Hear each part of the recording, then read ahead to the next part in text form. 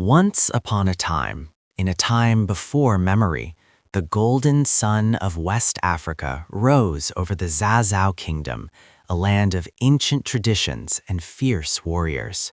While the other noble women of the court spent their days learning the arts of weaving and domestic grace, one young girl felt a different calling in her blood. Her name was Amina, and her spirit was forged in the fire of the training grounds rather than the quiet of the palace. Her grandfather, the king, saw the fire in her eyes and did the unthinkable. He allowed her to train with his finest soldiers. By the time she reached her teenage years, she had mastered the horse and the dagger, outclassing even the veteran warriors of the realm. Years passed, and when the crown of Zazzau finally rested upon her head, the world took notice. Every powerful king in Africa sought her hand in marriage. But Amina had no room in her heart for a husband. She famously refused them all, for she did not want a man to rule her. She wanted an empire. To protect her throne, she turned to the forge.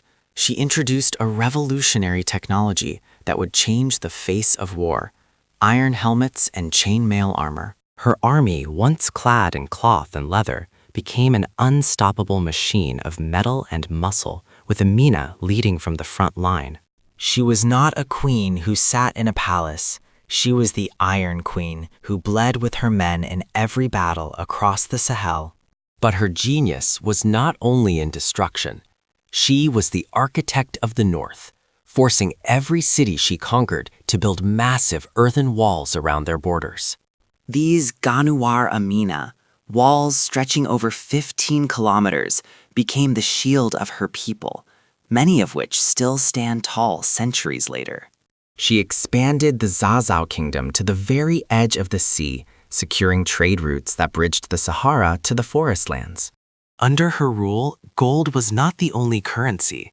She brought immense wealth through the trade of salt and the prized kola nut.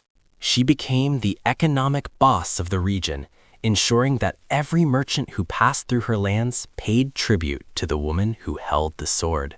Once upon a time, a girl chose a blade over a husband, and in doing so, she carved her name into the very earth of Africa. Her legacy lives on in the walls that still stand, and the stories of the queen who was as strong as the iron she wore.